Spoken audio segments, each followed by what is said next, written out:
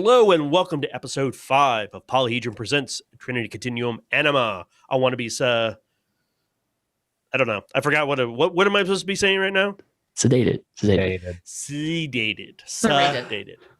Even when you get the word right, you pronounce it wrong. Fantastic. I love it. This bit will never get old. Never. I want to be sedated. Sediment. I want to be sediment. That's it. Anyways. Sediment. No. Igneous. I want to be igneous. Igneous. I want to be igneous. I mean, I can just keep doing it. That's the whole game. Well, you have better singing voice than I do, so. But anyways, welcome. We're going to introduce ourselves and then get right into the action. So, Scott, take it away. Hi, my name is Scott Kuban. My pronouns are he, him. I'm a co-host of the Polyhedron podcast. I also run Simulacra Studios, an actual play studio. You can find us on Twitch and YouTube at Simulacra TV. And I am playing Makhno, the anarcho-socialist revolutionary member of the Aeon Covenant. All right. Ryan. Hi, I'm Ryan Jofesberg. My pronouns are he, him. I'm also one of the hosts of the Polyhedron podcast. I may not have mentioned that last time, but if you're 4 episodes in and don't know who I am at this point. And I'm playing Hamish, a spy for the Aeon Covenant. And the lovely Dixie. Hi, my name is Dixie Cochran, pronoun she, her. I work for the Onyx Path as an in-house developer and editor, and I also wrote a bunch on Anima, so I'm super excited to be playing it. And I am playing Penelope Zavaruka, aka Poppy Zed, the streamer. And I am Matthew Malice. I am the producer and co-host of the Polyhedron podcast. And I'm playing Guy Bennitti, the Aeon Covenant scientist and researcher who's interested in all of the things that are going on. But last, but definitely not least, we have Eddy. Hi, my name is Eddy Webb. My pronouns are he, him. I am one of the in-house developers at Onyx Path Publishing, and I am the developer of Trinity Continuum Anima. And we are in the middle of a very interesting adventure right now. In fact, we are now in Chapter 5, but first, previously on I Want to Be Sedated. All the characters are members of the Aeon Covenant who are asked by a man named Connor Malone, who works for Special Operations of Project Neptune, to look into a streamer who went missing by the name of Hal Castro. He was originally a member of the Rangers of Honor, which is a guild that 2 of the characters share.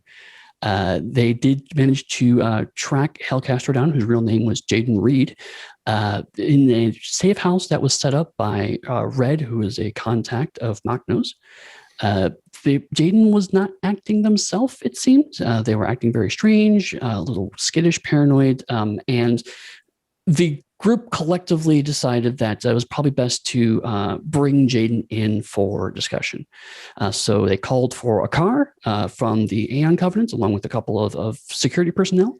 And as the car pulled up, Poppy discovered that an announcement had gone live that she was being sponsored by Ruby Stedman, who works for Immersion Entertainments, which Poppy did not know about.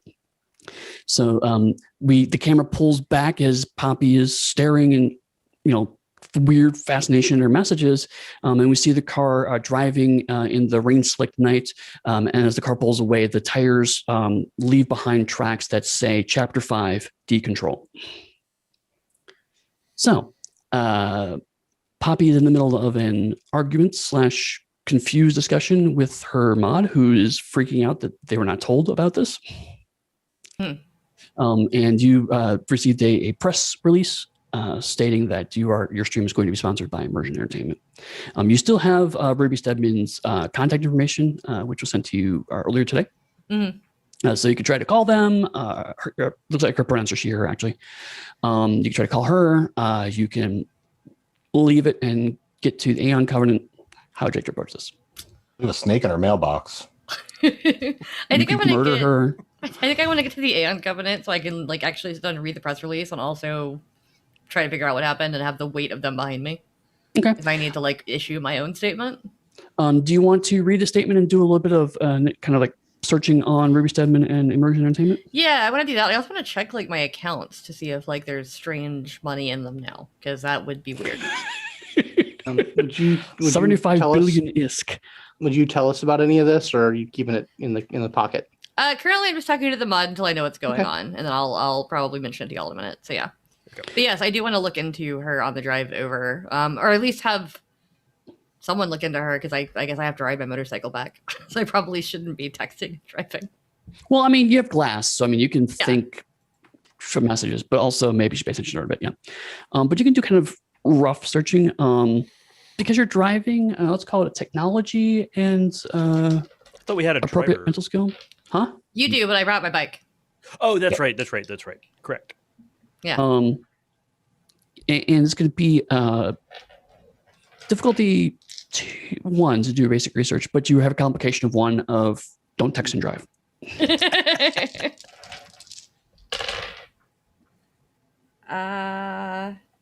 2 successes. I had Okay. an 8 that looked like I didn't know what. Would you like to buy off the complication? Yes. Okay. I You don't want to do get into not- an accident while I'm driving. You do not, in fact, get into an accident while you're driving. It's raining, it's nighttime, and I'm like, I should research things on the internet while I drive my hover bike. It is a hover bike, though, so it doesn't tip quite as easily. No, it doesn't, but it's still not good. No notes. So you don't find out much, almost nothing on Ruby Stedman, just what the Immersion Entertainment site has. They've just recently been stood up. They're part of the P&W Incubator, which is an incubator in Richmond, Redmond. I've already forgotten the name. I think it's One sec. Richmond. Richmond. They're part of the Richmond Endowment, and basically they specifically sponsor companies that are trying to sell for digital goods, but they not exclusively that. They incubate some other things too, but mainly they set up small companies for things like selling clothing in Terra Surge or setting up websites or whatever. The other thing you notice is because of the way the FSA is set up, large donations to either incubators or companies are a matter of public record. And you do see that a large amount of initial investment when Immersion Entertainment was just being started does come from GUI Corp, Oh, great. which is a company that you are very familiar with. Yeah. So what I'm going to do is I'm going to forward everything and just like a little quick, like, can you explain what's going on with this since I wasn't told about it, to one of my path contacts, who is Gary Lacroix, my family lawyer. Ah, okay. Oh, And I'm no. going to Ever see clever. I'm going to see what he has to say about this. Be like, I didn't sign anything. I didn't agree to anything. I never even talked to this person. But they put out a press release today. What are my options? Are you trying to ask your lawyer politely what you want to do, or are you trying to get something specific out of your lawyer? I mean, I'm figuring out what my options are as far as this goes. Okay. Like, should I sue them? Should I, like, is this a defamation thing? Is this slander? Is this anything specific? Like, what is this? Like, they can't just announce this without my consent. Go ahead and make a presence plus path roll, and we'll see how much your lawyer can do. Because basically, they're just gonna say, "We'll take a look at it and we'll get back to you." Mm-hmm. We'll start the clock on charging your family, and then we'll get back to you when we have an answer. In 2 to 3 work days. 3 successes. Billable hour. And they charge 15-minute increments. Yeah. Okay. So I'll make a note of that. I mean, I can afford it. I've got 2 dots of wealth. What's your lawyer's name again? Gary, Garry, LaCroix, like LaCroix, like the drink, and also the LaCroix. prince. Like the vampire? Yeah. The prince. Yeah, like the vampire, and also the drink that tastes vaguely of a hint of a memory of watermelon. They showed it a lemon. Like a strawberry and low battery. Yeah, yeah. Strawberry. Once it touched somebody who had recently smelled a mango. Yeah. Right. Okay. So because you're a valued customer, you get a personalized note back. It's like, okay, no problem, Penelope. We'll get back to you as soon as we can. We'll take a look at it. I kind of blink at the fact that he didn't call me Ms. Zavaruka, but we'll I'm sorry. It would have been. Yeah, sorry. My apologies. I am a client, not a customer. Sorry. My apologies. Yes. Yes. You've got you were getting the last name. But then as that is going on, you make it to the Aeon Covenants. And as we saw way back in chapter 1, it is a tall building. It is not very flashy compared to some of the other big powering corporations in town. But certainly it shows enough of influence and money that it is noteworthy. It does have the Aeon Covenant symbol on the top of the building, and the main lobby is tasteful, but it's not huge and massive. It's not echoing. It's still big, and there's still pictures of like different members of the Aeon Society through history. It's kind of wood and carpeted, but it is still a big area. It's still a big building, and it's late at night now, so there's no one front day, but you can use your ID cards to get in, get to the elevator, and you make your way up to Project Neptune. And go down the hallways. We follow as a camera down the hallways, and it's a very similar shot that we saw way back in chapter 1, although now you have Jaden with you, who's looking around at everything, kind of nervous, kind of in awe. I mean, the Aeon Covenant is still an extremely well-respected organization, even in Cascade. So being inside the Aeon Covenant is still like a relatively big thing for anybody. Actually lean over to Jade and go, I know the feeling. It's just so big. Yes, it is. But actually, I'm probably hanging back specifically to talk to Hamish. Okay. So the read on this I'm getting is that I think this, I think the company behind Terror Surge, they're covering something up. Like I think either someone's going to a lot of extent to make it look like they're responsible for this stuff, or they're just straight up responsible for this. It looks like they're covering something up, something to do with this flow, something with this Jahat thing. I mean, or somebody messed with his glass. I think maybe both things can be true. I mean, I think all of those things I think they fall under the same umbrella at this point. But really, my read on it is whatever they stabbed that kid with was, I don't know, technology super great. I don't understand this stuff, but I know that when I got this thing put in my head, I knew stuff that I didn't know before that. And that tells me that you can shove shit into people's heads. And I'm pretty sure some very clever or very nasty people out there know how to do it without your consent. So my thought is whatever brainwashing they put on this kid, they delivered it at the end of that knife, meaning someone's playing some really nasty games with mind control, and I'm not happy about it. I don't know who it is, but there's only so much normal folk can do. So yeah, I mean, and if they're doing it through Terror Surge, that's just another card on the deck of why Terror Surge? That's the most part popular game on the planet. But to what if everything tracks, if this Shadow of Endings group is backed by the company, it's what it sounded like, then if they have access to things that no one but the devs can access and use, and they're trying real hard to keep people away from this flow area, there's something going on there. Well, we obviously got to check it out. There's no doubt we got to go over there. We're gonna have to. We're making some huge leaps right now. Let's go talk to our contact. How much? Let's get this guy checked am I out, hearing? Because I know. Person. Oh, sorry, I didn't mean to talk over you. I would have kept the screed about delivering brainwashing on the end of a knife to the private chat, but yeah, that's that. So you would have seen at least my part of that conversation, because I would have done it quietly. There is a reply as we're walking. It's like, wait a second, I think I got it. Talk in a minute. Oh, awesome. Guys, since you're walking right next to Jaden, you notice that Jaden, again, when you first came in, looking around, looking wide-eyed, but you notice that since the conversation started, Jaden's been kind of just looking up and looking around, but it's clear that they're no longer actually seeing anything. They're probably using this excuse to listen into the conversation. Here's a question. Because of glass and the internet, could I figure out, because I do this on the regular, of seeing how much data is being sort of broadcast from Jaden to the surrounding network? Yeah, you can give that a shot. Let's call that technology and cunning. technology and cunning. I'm actually okay at that. Can I use a momentum, everyone? Do it. And I will respond to you, Poppy. Poppy, I'm just. I know we're making some big logic leaps here. We've already seen one impossible thing today, so I figured let's start putting our options in line. Hey, but you saw video game bugs. We didn't see anything impossible in real life.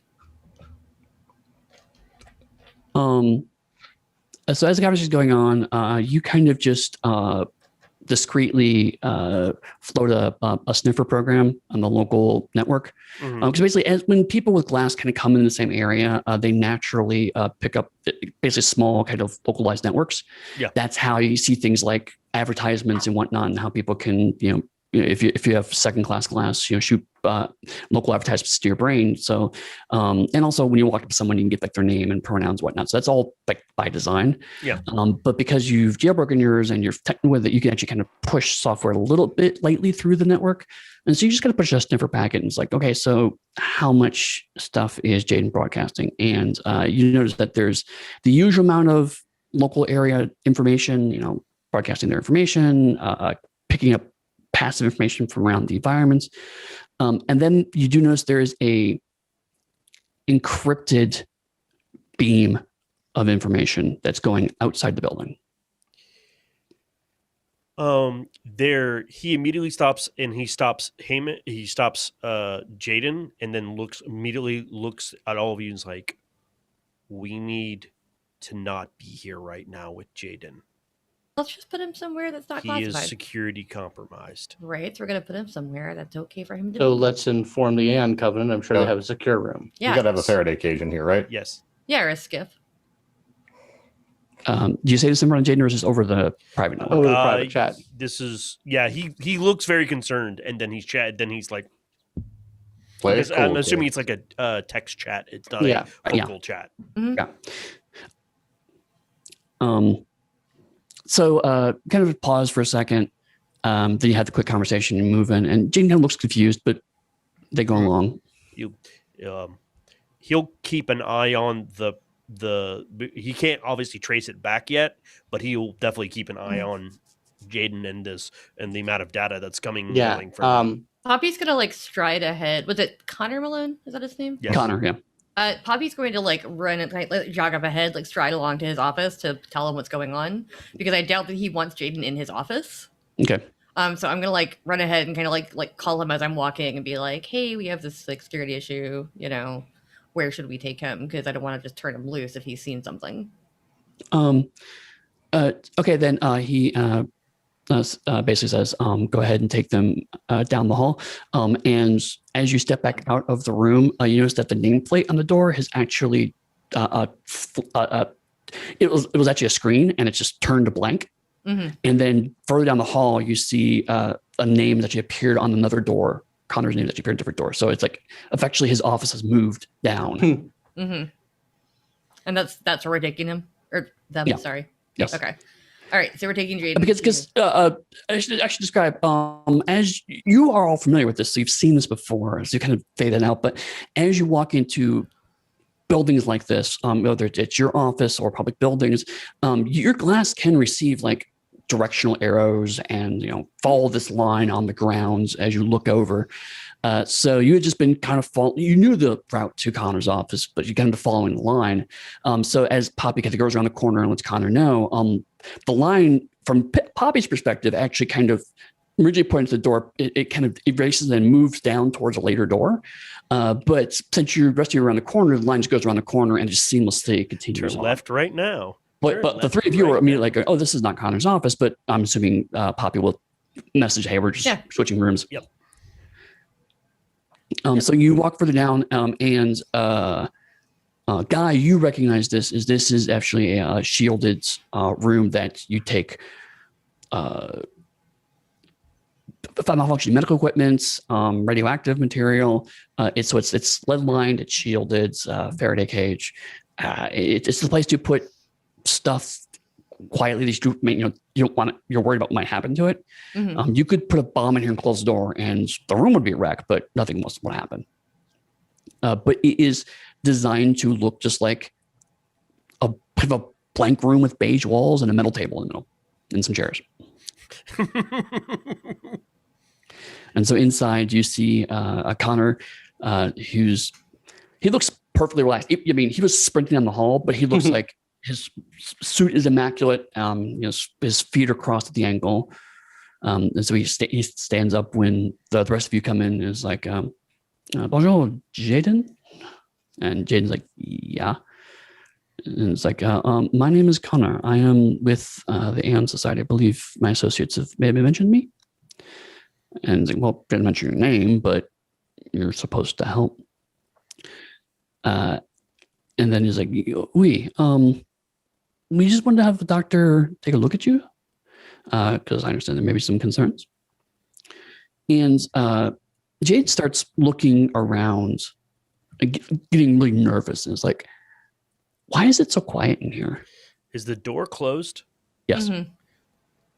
As soon as the door closes is when Jaden starts looking nervous. Yeah, he's like, Jaden, there was an anomalous data beam, essentially. A very large amount of data was going between you and somewhere else. And we needed to put you someplace that isolated you from that. For our own safety and yours.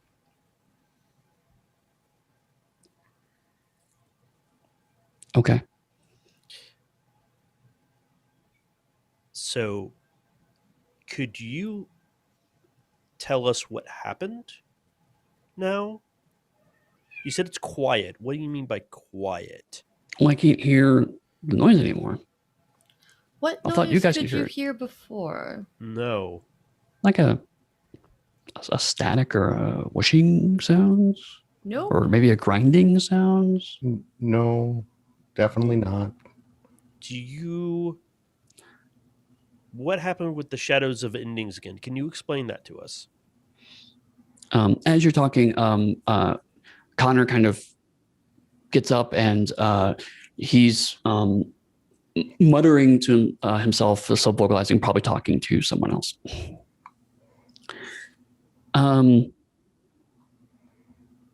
Shadows of Ending was a guild that was stopping people from going to the flow. Mm-hmm. Mm-hmm. And I'm trying to stop them from doing that.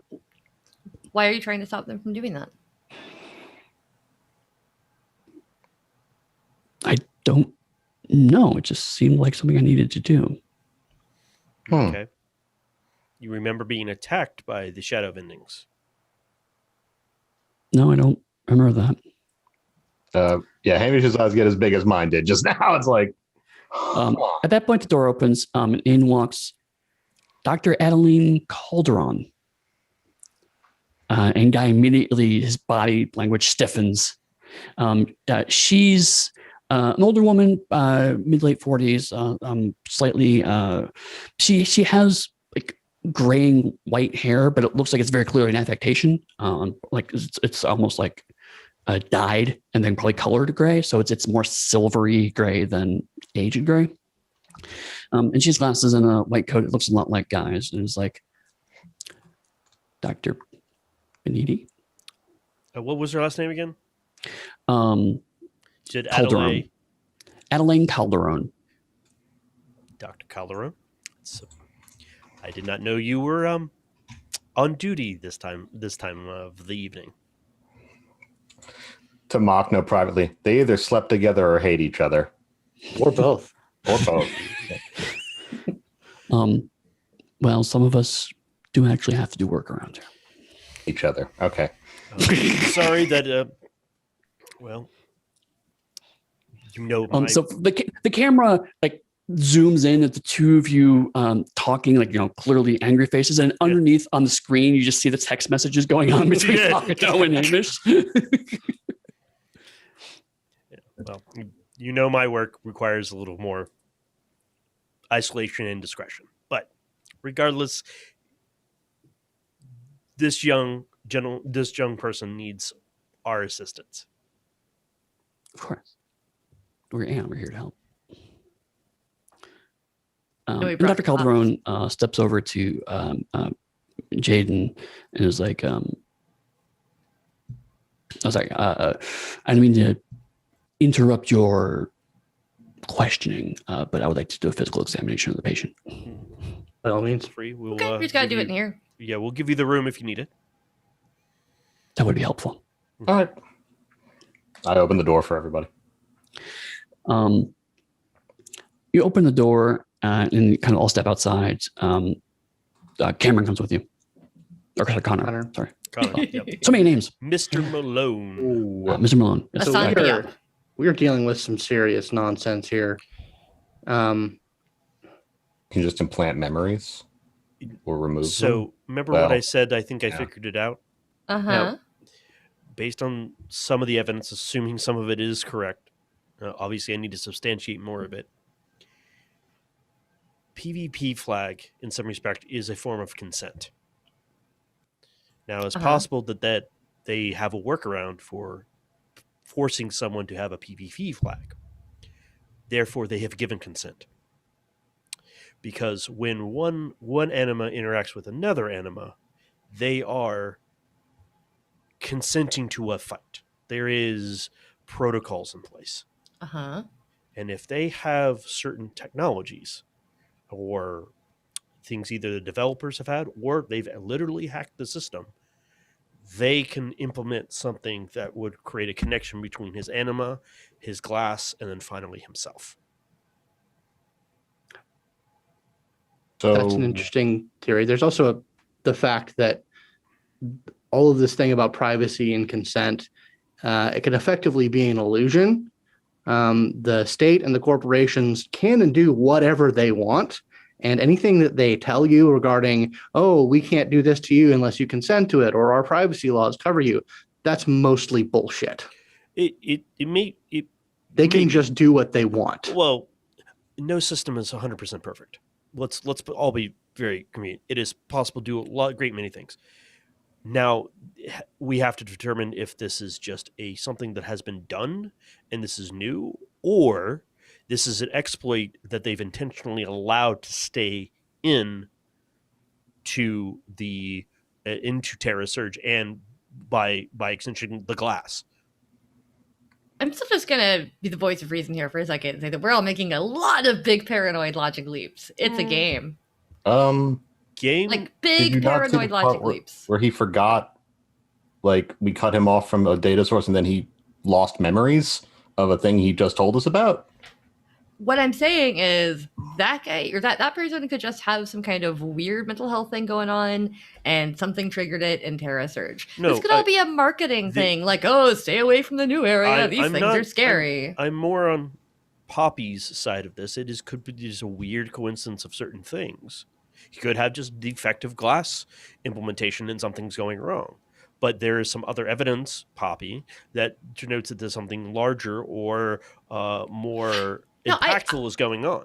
I'm not stupid. I understand that. The point is that we need to look into it and not just say, oh, this is what's happening here. No. That's what it sounds like all of you are doing. No, I agree with you. I need more evidence to substantiate my hypothesis here. Well, I mean, but my hypothesis has some evidence to back it up. I haven't given clearance to, kick anyone's door down or put anyone in a chokehold yet, and I have to wait for them to get the medical examination done. So I'm just filling time here. I'm just thinking. So, Connor, do you have any new things that have popped up since we left? I'm still trying to wrap my head around what actually is the issue here. You're saying that he went through this video game and came out deranged? Yeah, so pretty much, you know how he got kicked or how they got kicked out. That was the whole point of it, right? Like, that's why you sent us to find them. Okay, so they got kicked out, and they were in a weird safe house, and they had this like weird story that was really muddled aside from like one paragraph that they would just keep repeating as to what happened. And they also thought the guild was out to get them in real life, but had no evidence whatsoever to back that up. So I think their glass is defective, personally. I'll send Connor the video file that I said of them doing their spiel. Yeah. Like, that is brainwashing. Also, they bought a really, really obviously fake gun from somebody. Or they thought it was real. I think someone scanned them. Or their brain is weird. That too. Or if at the very smallest case, something happened to them in Terra Surge that caused some form of mental breakdown, And if they're broadcasting in a tight beam encrypted signal to somewhere, and when we cut that signal off, their perception of reality changed. This is not that there's more going on here than just their glass stopped managing their mental health. Also, Something they is were being hearing done some to kind this of person. static. You are very paranoid. This is laughable, actually. Guy, am I wrong about that? Please, folks. I understand this is a very unusual situation. This is what we are here to do. I've seen the video. I see your concerns. We're definitely pointing towards something happens to this Jaden person. There is a connection to Terra Search, so I think that we are on the right track here. Mm-hmm. Do you have the pistol? Yeah, I'll hand it over. It's a 3D printed shell. Looks at it, and then he just actually snaps it in half, and a small chip falls to the floor. He's like, I thought so. Picks it up. Oh.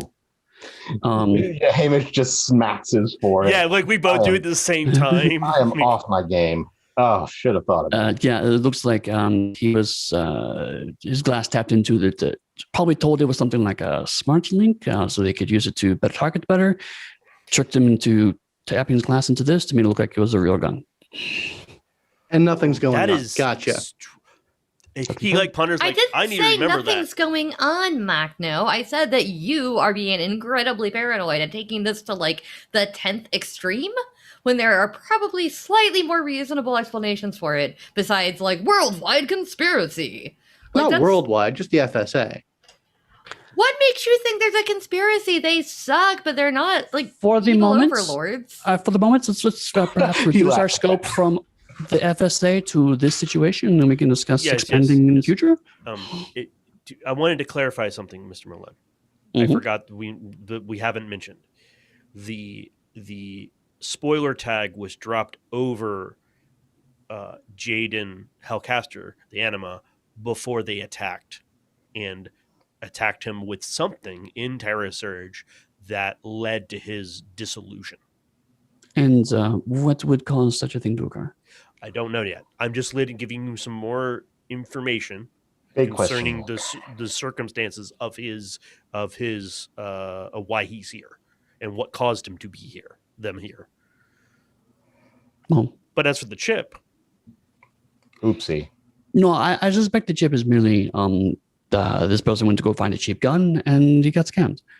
Yeah. But keep the chip, check into it just in case there may be a connection. I will put it in my pocket. No point turning away any lead. So we have a lead on a location that they were convinced was the source of the issue, as you heard, the flow.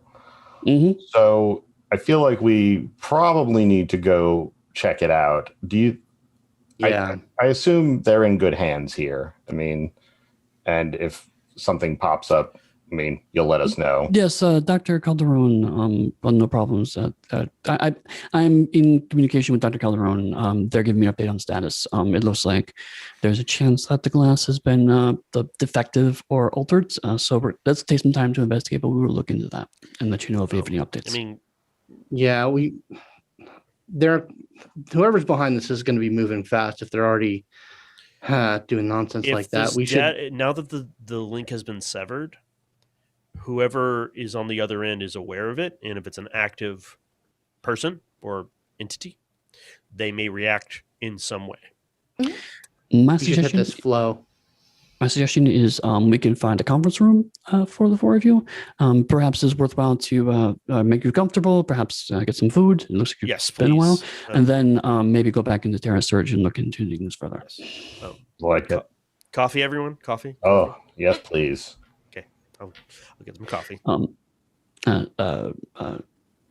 Thank you for keeping in touch with me. As always, anything, let me know.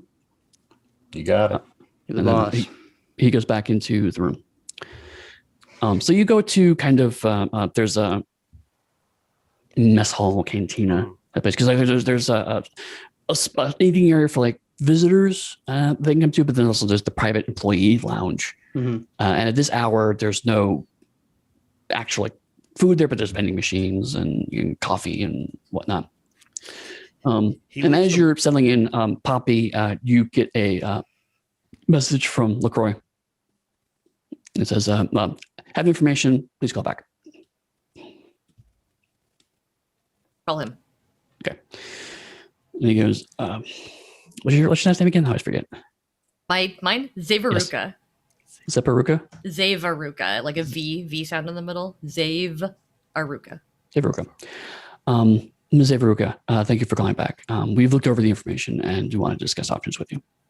Okay, shoot. We've made a tentative inquiry with Immersion Entertainment, sent them the usual cease and desist information. They claim they did get permission from your holdings, which we were unfamiliar with. We tracked back, and it seems that your parents have activated a trust that was on file and have used that to empower them to speak on your behalf in terms of matters involving your personal image. Because as you may recall, your parents did ask you when you separated to sign a certain disclosure form that you would have certain morals clause. They feel that you may have inadvertently or intentionally violated that clause and therefore activated the trust. I am looking into refuting that because ultimately, while your parents employ our firm as well, you are my client, and I'll make sure that I'm working for you. But it will take time. I'm an adult. I live on my own. I understand that. This is being treated not as you are a dependent, but rather you are an employee. I feel like that's just paperwork for that. We're trying to pull it up. I suspect there are people taking a lot of liberties with very vaguely worded language. So I suspect this will probably go away in a day or so. In the meantime, I have reached out, and Ms. Stedman has offered to speak with you about the issue. I have said that you would only do so with counsel present. Absolutely. If you'd like me to set up a virtual conference now? Oh, yeah, we can do that maybe tomorrow. Okay, very well. And again, I apologize you're going through this, but the press release should be coming down within the next 15 minutes. Thanks, Gary. No problem. You're always helpful. I try. While she's been on the phone, I will have compiled a little email that sends to her and to Guy that has a PDF version of the Cliff Notes version of Umberto Eco's Fascism. It's annotated with all the shit that the FSA has been up to, starting with the wars of conquest. Okay. A couple things happen while she's hang on. I'm gonna go out of character for 1 second here. Sure. Okay. The FSA is not the kind of fascism we think it is. You would be an out there weirdo for thinking that. Yeah. Okay, because it's it seems like Ryan was also on board, and I was like, no, we like living here. Oh no, he generally agrees with fuck the FSA because they killed everyone. A lot of people I like and blew me up. But okay. That's why Hamish hates them. I'm just making sure I wasn't coming across as a weirdo because I was like, why is everybody on board with this? He's it's no, they're and that's a Connor's the going, government. They just do government things. Yeah, there's probably a bad actor somewhere, but it's not the whole thing. Yeah. Okay. No, it's good for audience to hear what the characters perceiving and what's actually going on. Hamish is a conquered person, but right, yeah. So for example, in the conversation, Connor was kind of politely redirecting the conversation away from that because that is okay, we don't need to talk about weirdo conspiracy theories, talk about the thing that's actually in front of us. So, but that's fair. It's a good thing. Back in game, if that's okay. Yep. Okay. Yep. Okay. One thing that does happen on a conversation, he would go to Makhno and go, "Don't eat that one. Don't eat that Don't eat that brand. You won't like what it comes out on the other end. Eat that one. It's much better." He's been here a couple times, he knows what's good and what's not.